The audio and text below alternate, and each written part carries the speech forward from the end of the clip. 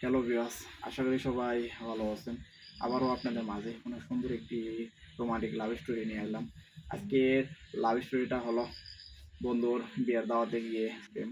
তো আপনারা তো সবাই বুঝতেই পারছেন আজকে লাভ স্টোরিটা কতটা সুন্দর হতে চলতেছে। তো হঠাৎ করে আমার এক কাছের বন্ধু আমাকে ফোন দেয় যে তাড়াহুড়ার কারণে সে নাকি বলতে পারে না আমাকে তার বিয়ে ঠিক হয়ে গেছে। তো ২ দিন আগে আগে আমাকে তাদের বাড়িতে যাইতে হবে, কারণ তাদের বাড়িতে ওরকম লোকজন নাই, সব কিছু আমাকে নাকি করতে হবে। তো ওরকম চিন্তা ভাবনা নিয়েই আমি ২ দিন আগে তাদের বাড়িতে চলে যাই। তো তাদের বাড়িতে চলে গিয়ে আমি খেয়াল করলাম যে এর আগেও তাদের বাড়িতে গিয়েছিলাম, তার একটি ছোটো বোন দেখছিলাম।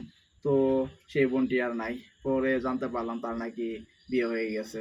তো খোঁজখবর নিয়ে আমি জেনে বিষয়টা শুনে অনেক খারাপ লাগলো আমার। কারণ সেই মেয়েটিকে একসময় আমার অনেক ভালো লাগতো। তো তারপরও সে নিজেকে নিজে সান্ত্বনা দিলাম, কারণ তার বিয়ে হয়ে গেছে, তো তার কথা নিয়ে চিন্তা ভাবনা করা যাবে না। তো কিছুক্ষণ পর খেয়াল করলাম যে দেখি একটি মেয়ে সে চেয়ারে বসে আছে চুপ করে। তো আমি আমার বন্ধুকে জিজ্ঞেলাম সেই মেয়েটিকে। তো তখন সে উত্তর দিল মেয়েটি নাকি তার কাকাতো বোন।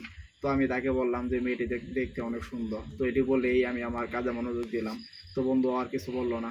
তো বিকেলবেলা তো আমি অনেকগুলা কাজ করতেছি, কারণ ডেকোরেশনের কাজ সব আমি করতেছি, লাইটিং এর কাজগুলো করতেছি। তো সেই সময় খেয়াল করলাম যে আমি ঘেমে গেছি। তো বিষয়টা সে দেখতে পেয়ে আমার জন্য ঠান্ডা পানি নিয়ে এসে। তো আমি পানি খাওয়ার পরে তাকে বললাম যে ধন্যবাদ। তো এই বিষয় নিয়ে তার সাথে কিছুক্ষণ কথা বলি ওই দিন সন্ধ্যায়। তো কথা বলতে বলতে হঠাৎ করে এক পর্যায়ে বলেই ফেলি যে তোমাকে আমার অনেক ভালো লাগে, কারণ তোমাকে প্রথম দেখে আমি ভালোবেসে ফেলেছি। তো কথাটা শোনার পর সে আমার মুখ থেকে কিছু বলে না, চুপ করে চলে যায়। তো ওই দিন রাতেই আমি বসেছিলাম চুপ করে, কারণ মনটা অনেক খারাপ ছিল, কারণ সে কোনো কিছু বলে নাই। তো সে সরাসরি এসে বলতেছে যে কি সমস্যা, আপনার মন খারাপ কেন? মন খারাপ থাকলে আপনাকে ভালো লাগে না? তো আপনারা যারা এতক্ষণ পর্যন্ত আমার লাভ স্টোরিটা শুনলেন তাদেরকে অসংখ্য ধন্যবাদ। আবার দেখা হচ্ছে আপনাদের মাঝে পরবর্তী কোনো লাভ স্টোরি নিয়ে।